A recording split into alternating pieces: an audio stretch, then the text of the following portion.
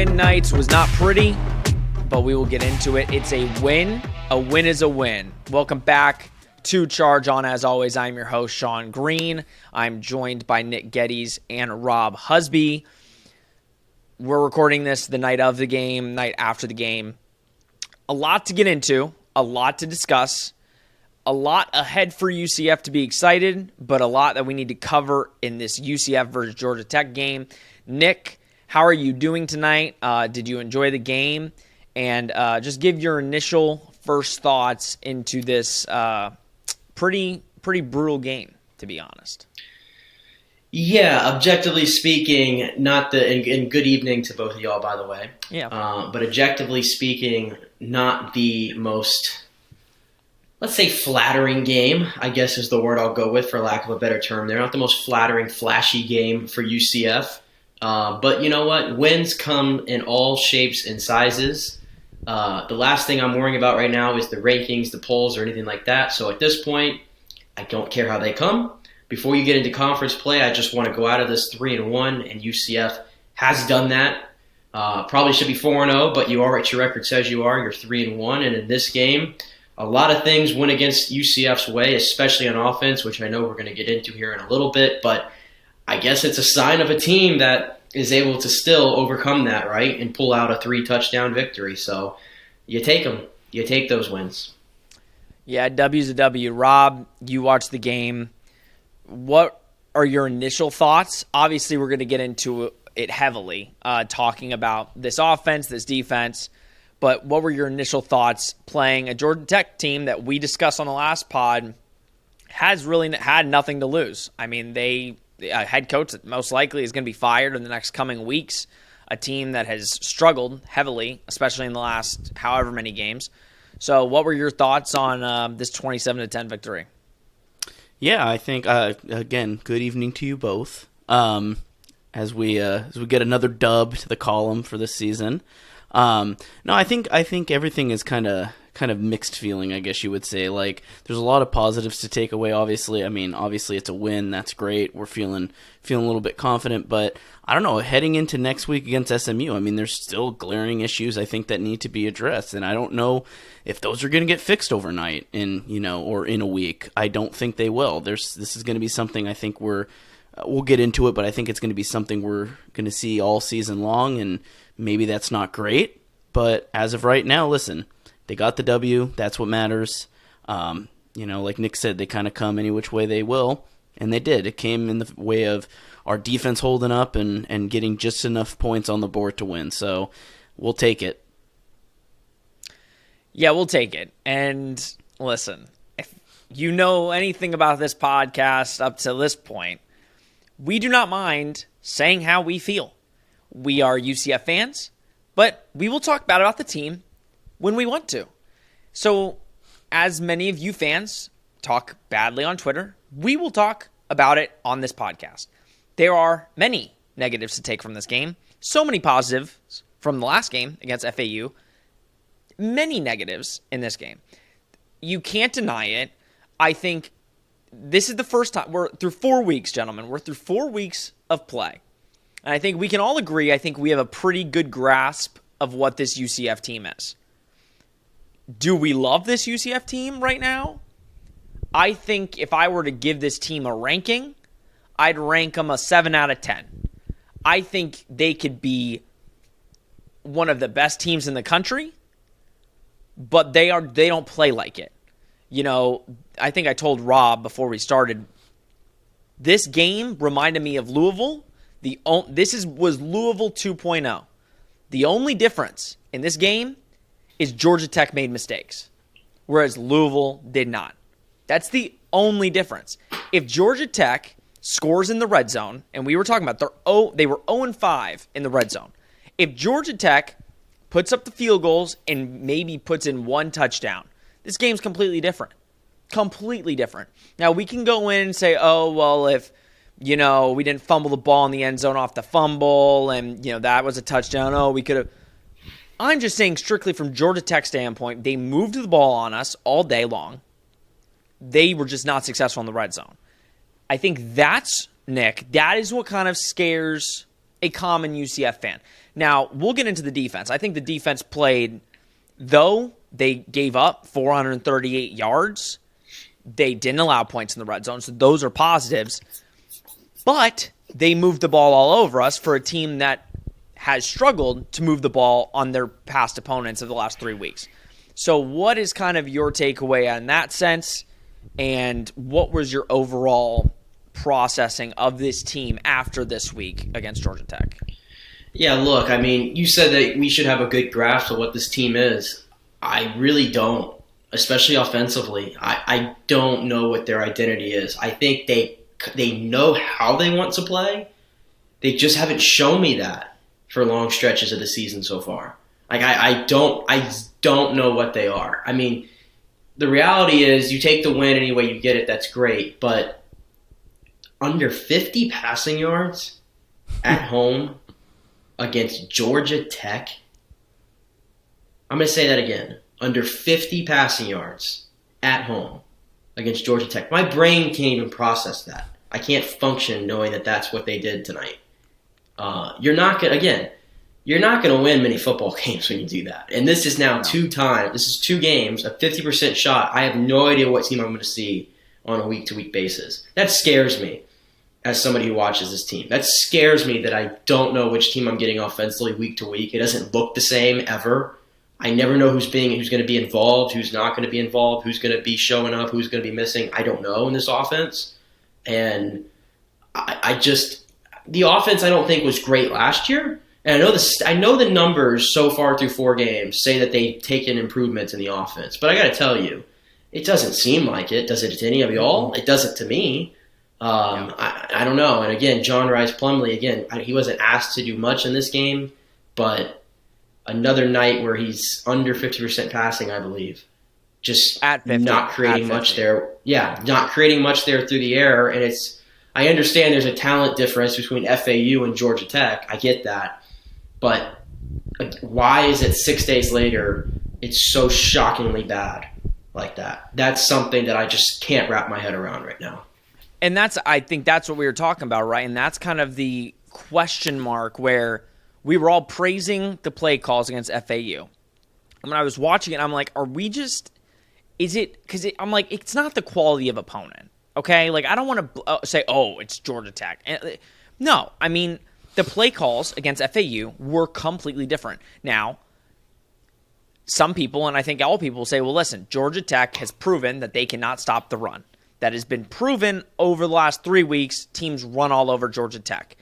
So I understand, okay, if your game plan was to run the ball. Okay, you ran the ball 56 times and threw it 16 or 17 times. I'm sorry. You're UCF. You're known as UCF Fast. That is your MO. That's been what you are for the last however many years. Let's get it 100% straight. A 10-minute drive to start the game, to put up only 3 points in 10 minutes, and then to kind of struggle for the rest of the game, especially on offense. Ran the ball great. I mean, yeah, you had 284 yards rushing, so you ran the ball on them. You only put up 27 points.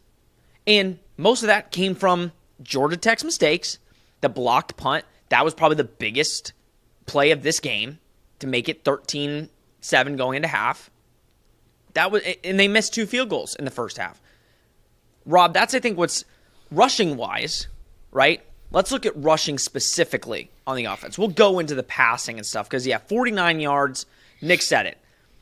That is so poor. When your leading receiver is a running back, I'm sorry, there's a problem there. You have some of the best skill position players, number 1 in the conference and number 2 in the country. When your number 1 receiver is Isaiah Bowser, I get it. You want to run the football. But when does that become – we talked about this for weeks. When does that become a problem for this UCF team? You're about to face some big-time teams. What happens when you can't run the ball and you have to throw it? What happens? Yeah, no, and I think it seems like they're using the run as sort of a safety blanket. When John Rice misses an open receiver, which he did, there was a point he missed Johnny Richardson wide open. There was a couple overthrows. There was quite a few missed open plays from John Rice. It seems like when the laterals aren't working and when, maybe John Rice can't get out of the pocket or make a throw while he's scrambling, they really, really heavily rely on the run, and they use it as a cushion. They say, okay, well, John Rice can't throw in the air, and he's kind of going cold, so let's just run, because Georgia Tech's run defense isn't good. But no, to your point, if they go up against a team that has a good run defense or that starts to really just completely shut down the run from UCF's perspective, absolutely. I mean, that's where it gets really critical is, can John Rice hit the open targets? Are they going to be able to offensively play call, these anything other than a screenplay? Can they get anything downfield for the guy? When you're so run-heavy dominant, I mean, you're just asking to be a one-trick pony. So I think that's where UCF has kind of lost its identity. I think they're kind of shifting away from the UCF fast, the UC fast offense. I mean, that was kind of a hype thing. I don't know. It's a new regime. Gus Malzahn wrote a book about the no huddle. Like this is what we were assuming. But I'm not seeing any growth in that though. That's great that he wrote a book. That's great that he went to a national championship. Yeah. It's great that he beat Nick Saban 3 times. That's awesome. Okay, but is anybody going to come up here and say what we've seen so far offensively since he's gotten here is as advertised? No. Is it? Is it really? I guess if you compare it to what he was playing, if you compare it to his past Auburn teams, I guess it's as advertised. Very underwhelming, middling. But and it's like, to me, John Rice Plumlee is direct benefactor of what Gus Malzahn, because Gus Malzahn brought him in here. Gus Malzahn brought him in here, said, okay, thanks but no thanks, Mikey Keene, for last year, for getting us out of that funk and the 5-game winning streak, whatever it was. Thank you, but no thanks. Here's my guy. He's going to run my system, and he's going to be better, and he's going to light the world on fire. I'm on a 50% conversion rate of that happening, or hit rate.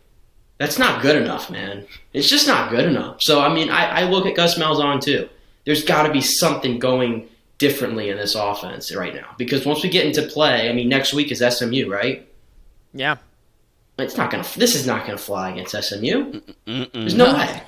Not with a better quarterback, not with a better offense than SMU. And also, I mean, I think it is too. I mean, you see it in the one thing we really didn't think that was going to happen coming into the season was we saw all of the offensive weapons that UCF had and said, wow, the offense is not going to be a problem. We obviously live and die by the quarterback. Any team does. And what the quarterback is able to do. But, I mean, we're not seeing the production I don't think any of us thought we would see out of these wide receivers. Javon Baker, we've seen it out, but a lot of these other guys like Kamari Gamble, Kobe Hudson, we're not seeing them get the ball nearly at all sometimes. But Rob, that is the thing. That is what Nick was saying. Like, that is the direct reason of the offense. Like, right. If Gus changed the identity of, okay, we're going to throw the ball around, these guys would be getting more involved. It Absolutely. is not on these guys, and that's what I'm scared about for the future is, and again, UCF fans can say all they want in the comments, like, oh, you don't know what you're talking about, say it. You're having kids come visit, and they had over 50 recruits at this game today. Some are 4-star receivers that are saying, am I going to come to UCF? And I'm sorry, if I'm a receiver, and you've got Javon Baker, Ryan O'Keefe, Kamari Gamble, Kobe Hudson, and you're telling me the only receiver that caught a ball today was Ryan O'Keefe, 2 receptions. I'm sorry, if it's between UCF, Ole Miss, or whatever, no way I'm coming to UCF. If I'm a running back, oh yeah, like, I'll be honest, Gus's offense, I know I can be a stud. I know I'm getting the ball at least 13 times a game. I know I'm running over. But if I'm a receiver, I'm like, unless Thomas Castellanos is like the greatest quarterback to come into UCF in the last 10 years, why would I go to UCF with this offense? Not saying it can't be changed, but why would I come to UCF? And I'm just being honest. You mentioned it there. I mean, Ryan O'Keefe, he had 3 touches in this game. He had 3 touches in this game, Ryan O'Keefe. That's I'm not going to say a fireable offense, but it's pretty damn close. 3 touches. And I texted y'all at halftime. I'm like, where the hell's Johnny Richardson? Mm-hmm. I mean, it's like one week we're like, oh, we're going to get Johnny Richardson involved. We do it against FAU. And in this game, how many touches did he get? 7. Yeah, but he has 7 been in there a touches. lot more. He has been. Yeah, in he's there been in it, but I want him to get the ball more. I want more of the ball. I mean, I know they gave R.J. Harvey a shot there in the second half, and he looked really good. If there's anything I'm seeing still is that Isaiah Bowser does not look the same that he was last year, or the run blocking for him is just not great. Probably a mixture of the two. I think I like what I've seen more out of R.J. Harvey. I like what I've seen out of Johnny Richardson in the spurts. I think those are the guys you got to get the ball. I think Gus right now is just pounding it with Isaiah Bowser. Like, he's going to get 20 touches no matter what. And I just don't think it's working, man. It's just not working. I mean, again, under 4 yards a carry in college football is not good. It's not good in the NFL. It's really not good in college football. And here's the thing. So I agree with you. I think after today, second half RJ Harvey, 12 carries, 73 yards. He was moving piles. He was creating for himself. He was picking up the extra yards. Bowser, 19 carries, 70 yards. It looked like a completely different offense when he was in. Now, what I was telling everybody, and when I'm like looking at this game, I'm saying, okay, I think we talked about it last week. Use Bowser for the 3rd and 2s, the 4 and 1s. You want to use the Wildcat? That's the best play with him in this season has been the Wildcat formation. He picks it up almost 95% of the time. Like, if you want a touchdown, you're at the 2-yard line, you put him in Wildcat, he's getting in there. 1st and 10, I'm sorry. I would rather have RJ Harvey at this point. Not saying Bowser can't bounce back. At this point, it is so apparent there is something not there. And I blame the offensive line. Offensive line has played much better the last 2 weeks. Still some room for improvement. This game, they weren't perfect. But you see it in the way RJ Harvey. They created holes for him. He ran into them. I think sometimes with Bowser, and there was one time Bowser cut it to the outside, and he looked really good. I think Bowser's just like, I'm going to go. I am so much bigger than you. I'm going to go down the middle. And unfortunately, that hasn't been working. So, Gus, the one thing we have to credit Gus for is when something is not working or something hasn't been the way that he assumes, he switches it up. The kicker, punter, he changes it up. Boomer. Exactly. We will talk about Boomer, but he changes things. So I think it's very apparent he loves Isaiah Bowser. He thinks he's an NFL running back, which I don't necessarily disagree with him, but he's not showing it this season. He showed it last season. RJ Harvey this season, I want to see RJ Harvey in there. I think if you want to run the football, I think he is your best chance if you're going on 1st and 10 and you want to do your 56 runs. Yeah, if the line's not going to be great and you're hell-bent on running the football that much, I need somebody in there with a little bit more burst than Isaiah Bowser. A little bit. I do. Yeah. With a little bit more ability to make moves, some cuts, and to make guys miss. Isaiah Bowser is not that kind of guy. And I think that's part of it. Maybe the offensive line play was miles better last year in front of him. Yeah, and I think also Bowser's... Go ahead, Rob. Yeah, sorry. With Bowser, I think he's more of a power back. So, I mean, I think just fitting him to his role of, putting him in the red zone and being a red zone threat, I think is where he will play to his strengths. No, and that's the thing, right? If you're and to Nick's point, we're talking about what the offensive identity is. I think when I say I think I figured it out, no, we have no idea what the offense is going to be each week. But I think what I have learned from what I've seen is basically if it's not a good running defense, if they cannot defend the run, we're just going to run the ball. And Gus doesn't care. It's very apparent Gus does not care one iota for passing the football if he knows that the opposing team can't stop you on the run. Now, I get the 284 rushing yards. That's great. I don't think it was that. The rushing was effective. But again, you put up 27 points. There's a reason you pass the ball. You run the ball to get the defense to move up, and then you take some deep shots. Not saying it wasn't there, but listen, the one pick by JRP, he had Kamori Gamble wide open, and he threw it into double coverage. So that's on JRP. But I'm sorry, I don't think 56 rushing attempts to 17 passing attempts. I get it, you want to run the football. That's just not, it's not an enjoyable brand, especially when you're not killing the team. If UCF was dominating Georgia Tech we would be having a completely different conversation. If they were running all over them and just scoring all these points, it's like, okay, that was their game plan. They dominated. But Georgia Tech put up 438 yards of total offense. We put up 333 yards. So, I mean, what does that say? Like, I mean, what can you take away? Like, yeah, you could take away, you can run the football, but it's not like so effective when you're hitting a 4th and 2 on your first drive and you have to run the football to ultimately get a first down. I mean, it wasn't effective to that point. I think for me, my expectations have to be tempered by a good amount going forward. I think we all expected, because there's so much talent on this team. I think this is not a talent issue on this team by any means. UCF to me is mildly more talented than every team they've played this year, including Louisville, who I'm tired of watching. I've seen 3 in a row games. I know. I'm burnt out. I've seen so many Louisville games. Just they play all the Florida teams, and I'm locked in. But anywho, UCF, that one hurts UCF right now.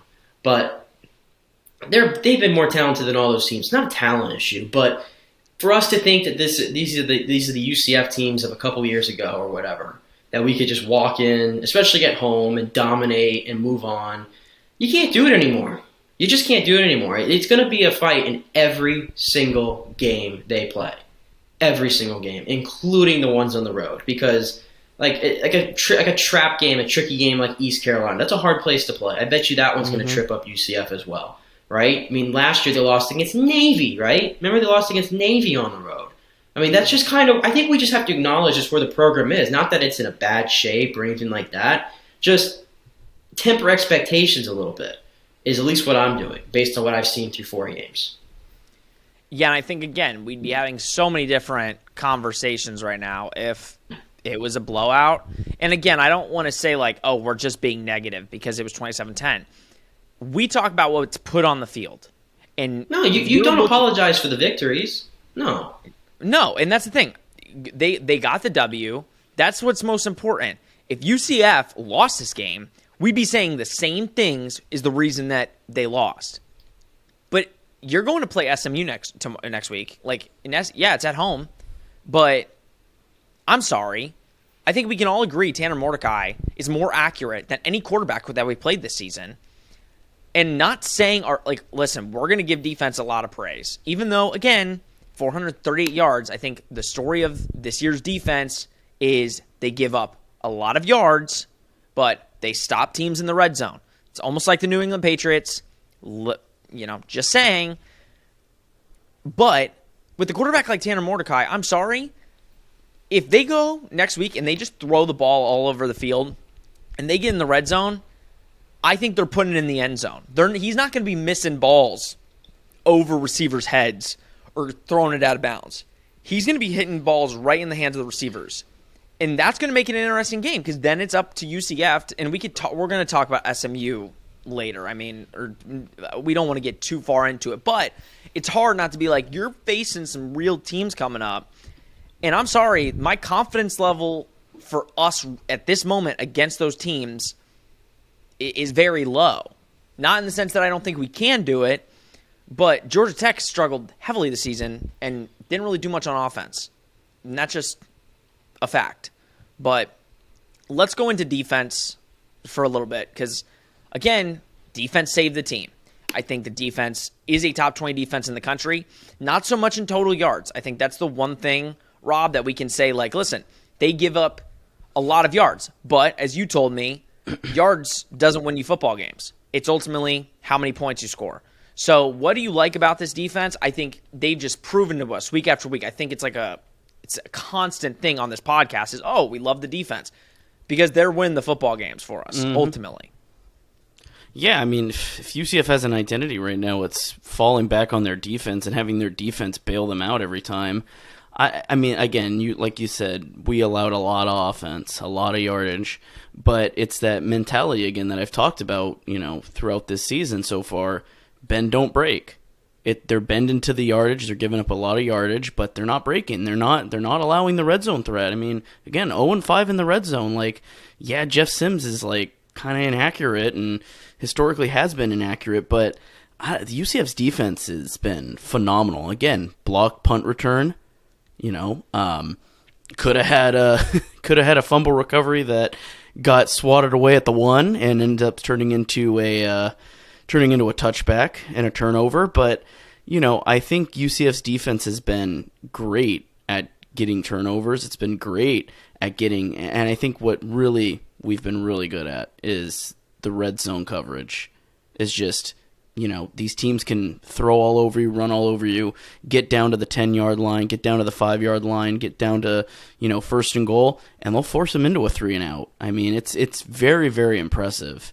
So many guys on the defense had a great game. I think Walter Yates had a great game. Jeremiah Jean-Baptiste was phenomenal today. Just so many guys on the defense just step up, and the leaders that need to step up on the defense step up. And you got to give them full credit. They keep the team in the game. I mean, there's so many times where UCF's offense just has no good drive, and the defense could easily succumb to that and get tired and allow the score to run up, and they don't. They're resilient. And I will say, like, watching the game was frustrating, right? Because it just seemed like Georgia Tech would just move the ball so quickly and would come and they'd be in our territory like that. And you're like, oh, okay, well, here's where the defense is going to kind of slack and they're going to bring it in. It just seems like they always make a play. Now, here's my question. And this is, I think, valid to the point that, to this point, after 4 games, the defense has proven and has shown that they all have some dogs in them. That's a fact. And that they don't allow a lot of points. But, Nick, here's my question. When does it become – you can give up yards, right? But when is it going to be just a little too much to bite off? You're about to face some teams that are really good on offense, that can put up points. When is it going to be, hey, listen, the bend don't break can work, and they've proven that they can stop teams in the red zone. But when is it like next week, are they going to be allowed to give up 440 yards to SMU and win this game? Not a shot. Not a shot. I mean, I see SMU. I mean, they're a 2-2 football team. I mean, they came up just short against, TCU today, but they still put up points. They always seem to put up 30 or 40 every week because Tanner Mordecai is that good. He might be the best overall quarterback in the conference, to be honest with you. And I think he's the best thrower of the football that they're going to face thus far in the season. So I just don't think it's a sustainable way. You have to, at some point, you have got to avoid the large gashes, and you have got to stop the run. You have got to do it. And I don't want to focus on what happened in FAU because it looks like an anomaly at this point, the way the defense played in the second half. Listen, 10 points is 10 points. I get it. And credit to you. You forced them to make the errors, or they did it themselves, whatever. That's awesome. But this is a Georgia Tech team that's going absolutely nowhere. Coach is on the hot seat. These players are just, I mean, they look like Jeff Sims and a bunch of guys out there, being honest with you. So I don't think it's sustainable whatsoever. At some point, you have to make more stands. You're not going to give up 400 yards of offense every game and then give up less than 20 points. It's not going to happen. But give them credit at this point. Haven't we been longing for a UCF defense that gives up this amount of points or lack thereof points? We've been longing for that. I just wish the offense could catch up a little bit and this team would be 4-0, and maybe it's a different discussion. But again, you're 3-1. Your defense has been the surprisingly strong point of what's going on here. So I think they're moving in the right direction. And, of course, that linebacking core, to me, is the standout. Every single game, the middle of that defense just dominates. And that's without Tatum Bethune, by the way.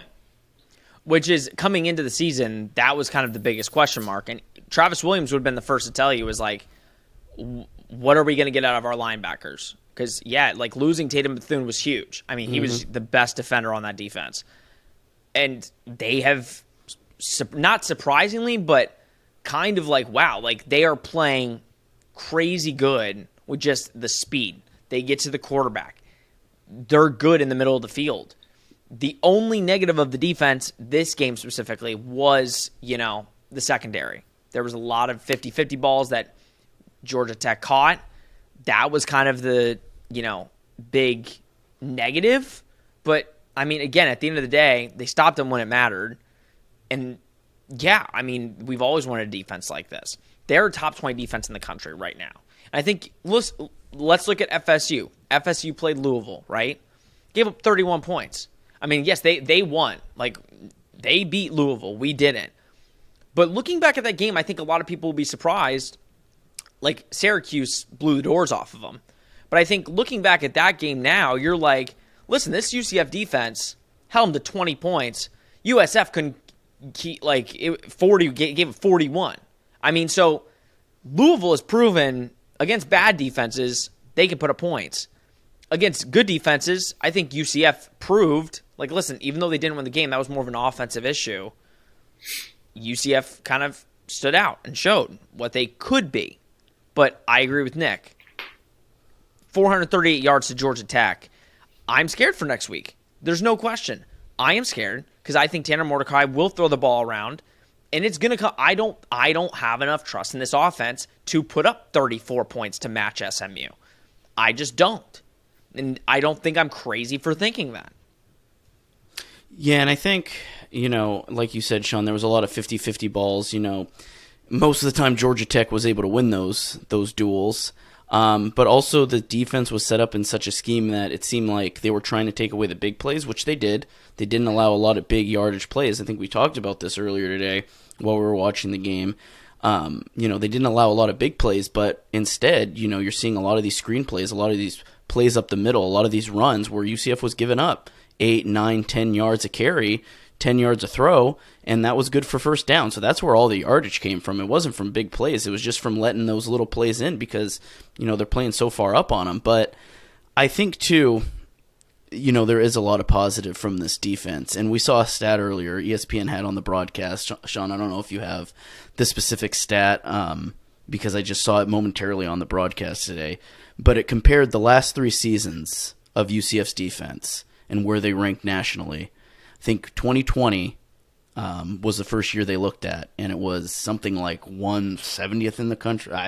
It was something in the 100s. It was like in 170 or something like that.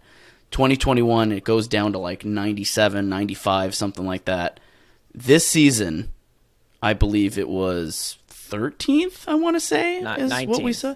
19th. Top 20 defense, like you've been saying.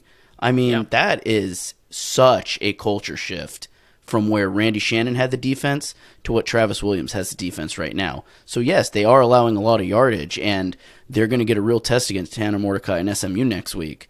But, damn, what a jump that is, and how impressive is that UCF has completely shifted their identity on defense. Oh, and trust me, the next episode is going to be great. So make sure you like and subscribe, share, comment, all that good stuff. Because next week, and not even next week, like right before the SMU game, we're going into everything. Because this is the biggest test. Next week is the biggest test. We're going to see what this UCF defense is. I know we said it about a couple of the other games, like Louisville, and they proved, okay, they're legit. Next week, they are going to be the reason UCF wins. I don't care how many yards the offense, throws or runs or whatever. It's going to be what this defense can do. This defense can do that against SMU. And I think we all said it. We've said it last week, right? Ultimately, the defense is good enough to where UCF's not going to be getting blown out. They're going to keep us in every game. So you're not going to see a 56-20 whatever thing from last year against SMU. The game's going to be close. It's ultimately going to come down to, can the defense make the stops in the red zone like they're doing with all these other teams? And it's against, listen, you have to look at the opponents too. We're a top 20 defense. We've played South Carolina State, Louisville, Georgia Tech, FAU. I mean, not saying that hasn't helped us, but at the end of the day, defense has to stop who they have to stop. You said it, Rob. Rushing, and you said it, Nick. The rushing is the problem. They threw 314 passing yards, which is also scary since Jeff Sims has he's thrown less than 200 yards every game this season. He went over 300 today. But they still allowed 124 rushing yards. Still. So that is concerning. There's no question. I think there's 2 clear defensive winners or studs, defensive studs today. That's Tremont Morris-Brash and Jeremiah John Baptiste. Hands down, 2 top players on the field. Only negative was running the fumble back and letting it go, touchback, I mean, would have changed the game, even though it didn't really matter. You would have liked to see that. Kind of played Devod Wilson. He should have seen the guy and blocked him. Good play on the defense. But, Nick, how important, you pick one of those guys, how important are these two especially to the defense? Because I'll be honest, just looking at the team, if you take away Traymon, Jeremiah, Josh Selisgar, any one of them from this defense, I think we're looking at a completely different defense, even with the depth that we have. Yeah, it's becoming a weekly occurrence here. Those two names in particular, Trayvon Morris-Brash and Jeremiah John Baptiste, those are the best two players on the field. It's becoming a weekly thing. Save for last week when Baptiste didn't play, and then Jason Johnson steps up in there, and he was great. And he was great again tonight. Which, right? Yeah, he led the team in tackles tonight, so he's still... Yeah, and then you get a contribution tonight, too, also from Kobe Perry, who we hadn't really talked about much on this program. So, and then, of course, the three-headed... Devontae Brown, Devon Wilson, and Justin Hodges in the back. I think those guys have all been solid. For the most part, they had their issues in this game, no doubt about it. But, yeah, I think Traymon probably is the key ingredient to this defense. He has so much experience on that defensive line. I pegged him as a guy who could maybe get to 10 sacks this year. I think he's going to have to up his pace a little bit there. But I think this is back-to-back games with sacks for him. He can be a game wrecker when he wants to be. And then Jeremiah John Baptiste, like you said, I mean, filling in for Tatum, or not filling in, but being the man of that defense. He is unquestioned the leader of that defense there. Vocal, He's flying around. He almost looks like he's trimmed himself up a little bit. He's a lot quicker than he was when he first got on campus, which is what you like to see. And I think I believe Travis Williams was a linebacker coach at Auburn before he was a defensive coordinator, so he has a lot of experience coaching linebackers. And so I don't think, honestly, it's that shocking when you think about it, that the linebacking group has been such a success like it has been under Travis Williams. And here's the thing. I think just looking at the team as it is right now, on the defense, not talking about offense, I think you've got 4 NFL guys. Like, just based off of what we've seen so far and how they've played in the – I think Traymon Morris-Brash is an NFL-type player. Jeremiah John Baptiste – I think Josh Selisgar and I think Devontae Brown are all NFL caliber players that can get drafted. They've shown it. They've played like it. And ultimately, they're going to be the reason. If we go far defensive-wise, they're going to be the reason. So, go ahead, Nick. Well, I just wanted to bring – well, no, you go ahead. You go ahead. Oh, this is a different point. Separate point. Well, no. I'm just saying that kind of – we're not saying we haven't had defensive guys drafted, right? We have. Like, we've had it over however many years. Kalia Davis just got drafted last year. I'm just saying it kind of shows you, not saying that offensively we don't have guys that can, but I don't see one guy on our team right now that would get drafted tomorrow. Those 4 guys, I think, would. So I think that's just ultimately we say, ooh, UCF this, UCF that. Look at the players on offense that have got drafted over the last couple of years and look at the offense. It's all based on how teams have played. And I think especially with this defense, you're seeing guys that have NFL talent that are fast, quick, make the right plays, tackle for losses, sacks. That's what you like to see. And on the offense, I'm sorry, but we look at Ryan O'Keefe as a potential NFL player. They're not getting him the ball to show anything. So it's like, I think that's mainly I'm looking at who could potentially get drafted, and those guys kind of stand out for me. Would we add Ricky Barber to that too as well? I thought he's been pretty good this season too. I think he's a cusp. Yeah, he's been outstanding. I mean, he's been great. I'm kind of putting him on the cusp of that, but I think that's fair. 4 guys, we'd be lucky if all 4 of them got drafted. Yeah. I mean, hey, I wanted to bring this point up here, just some food for thought, and maybe this will tell you why the defense gives up yards some games and some games not. The common theme in the 2 games where they have been very leaky in the defense, the Louisville game and the Georgia Tech game, running quarterbacks. First game, whatever, you're supposed to dominate. The 3rd game was N'Kosi Perry, who was not a running threat whatsoever. totally shut that defense down. Right? Yeah, but he can run. He can run, but he didn't run in the game, though. Yeah, he didn't no, run I in the agree. game. I agree. Yep. So I look at that, and I look at what's ahead. SMU, Temple, and East Carolina. Tanner Mordecai ain't running out of the pocket. E.J. Warner for Temple ain't running out of the pocket. And Holt Nailers for East Carolina ain't running out of the pocket. Holt can, but it's not as... He will. Maybe he will. He ain't Malik Cunningham, and he ain't Jeff Sims. Let's just put it like that. He's buff. He could get out of the pocket, yes, but he ain't doing that. Anyway, my point is, I think that is what I'm most interested in seeing. Is this defense just they can't adjust to the running quarterbacks? Is that the issue, or is that present issues for them, or is it something different? I think that we're going to find that out here in these next 3 weeks because you're getting a string of 3 quarterbacks who would prefer to stay in the pocket, all 3 of them by all means, especially Mordecai.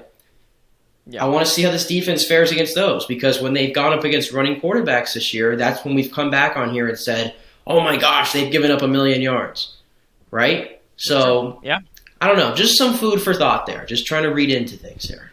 Yeah, and I didn't even think about, the FAU game, yes, like we all talked about it, was 18 yards they allowed in the second half. So, I was just specifically saying the 2 games that we came back on this pod and were like, God, that was a bad, we gave up a lot of yards, was Georgia Tech and Louisville. FAU, they played great. Yeah. And that is a good thought. I mean, and you have to think, I think talent-wise, SMU is probably the most talented offense we'll see this year, and I don't think I'm exaggerating in that sense. I think offensive-wise, they're the most talented. They got the most talented quarterback. Don't shaft the USF Bulls, man. What's the matter with you? Oh. I know, man. You were doing so well, Nick. Gary the Savior. Gary the Savior was just – he was – I know you – I feel bad for you. Tony, what's the running back's name? Tony Baptiste? Brian Baptiste. Great dude. Spoke to him this week. Great dude. Great dude that sucked this week. So hey, third in the nation in yards per carry. Just saying, All-American. The real question is Gary Bohannon the worst quarterback in the state? I'd rather have N'Kosi Perry. Again, another guy I've spoken to. Great young man. I loved him coming in. But Nick, you just got to be honest with yourself. I mean, he's a great dude, and I thought he was going to bring a winning attitude here. He won 11 games last year, but he was pulled today for Travis Marsh, and I think that probably is going to be the way it stays. So it just has not worked out. Jeff Scott should have really handled that Timmy McClain situation a lot better. I tweeted that today. I mean, I said it'd be nice to have Timmy McClain in there right now. Timmy touchdowns. Timmy touchdowns might have actually won you a game in Gainesville. Just saying. Next year, Timmy might be tucked away on the depth chart a little bit. Who knows? I mean, yeah, we'll see. Well, all right, guys. Yeah, it was. Listen, like we said, a win's a win. We're gonna take it how we can get it. I don't care. But next week is a huge week, and I feel like we're gonna be saying that for every single week to come. It's gonna be a long season. We've still got a lot of games left, and I think the best is still yet to come. If this offense can figure it out, I think this UCF team is very scary. And, again, we're starting conference play next week, so that's great. We can finally get a conference game under our belt. And I think, if anything, get out all of the bad stuff in the non-conference games like we have said, and let's get going in these conference games because, ultimately, it's looking good. If UCF can put strengths and wins together in the conference, I don't think they'll have much of an issue going to the American Conference Championship. And the second best team in the state of Florida, folks. The second best team in the state of Florida. And for all, and I agree with that, and everybody will agree with that. I hope. If any, listen, it takes a real UCF fan to admit that. So that's all we're gonna say on that. All right. It's the truth. It's the truth. We don't listen. I'm a man. I can say that. Final thoughts, Rob. Any final thoughts on this game? And final thoughts. Yay defense, and also shout out Colton Boomer. We didn't talk about him much, but we didn't talk about Colton Boomer. Let's talk about Colton Boomer. Allow me. I got you. Just give your final thought on the kicker. Give your final thought on the kicker and move on. Thank God he made 4 kicks. Yes, thank God we have somebody that can actually make field goals. No offense, Daniel Obarski. Sure, he's a great guy, but thank God we finally have a good kicker. Yeah. That's my thoughts. Nick, do you want to give your thoughts on Mr. Boomer? Boomer. I love saying that. Boomer. Give me your best boomer. Rob, give me your best boomer. Boomer. Interesting. That was kind of weak. Yeah, it was Sean, kind of weak. I don't want to yell in the mic. If you're going to give me your best boomer, I need some more baritone there. I feel like the way I say is like Colton Boomer, like just boom. Was that loud? I feel like that was pretty loud. I love Colton. For your standards, we'll take it. Boomer. Okay, I'll take it. Quick and to the point. Boomer. But yeah, he had the greatest field goal that I have ever witnessed as a UCF fan, student, alum, whatever. $43. Jeez. 43 yards. Right down the you-know-what. Love to see it. That ball did not move. Boomer is here to stay. Cutting NIL deals and everything. He should not buy. He can't even pay for a drink, can he? He's not old enough. No, it's too. Nope. Well, he shouldn't pay for something. I don't know what. Buy him an iced tea. Buy him a burger. Free pop stroke. I don't know. A nice steak. Yeah, I love Colton Boomer, and he gets so hyped. I love it. He gets so hyped, even after an extra point. He's like just getting so pumped. I'm like, I love that. And also I love the Aussie punter. I love him too. We love our special teams, kickers. So great. Hey, and we got the best long snapper. We got the best long snapper in the country, right? Didn't he win the long snapper award? Yep, number 1. Go. So thank you, Colton. Thank you for solving our kicking woes. Let's part of our issue. It's part of the issue that we fixed. So we appreciate it. Hey, those points helped today. I mean, we'll take absolutely. Those. Yeah. All right. We will be back. Games on Saturday. We'll be back Thursday with the SMU preview. Big game starting conference play. Make sure to like, subscribe, share, follow, tweet. Do all those things. We appreciate the support.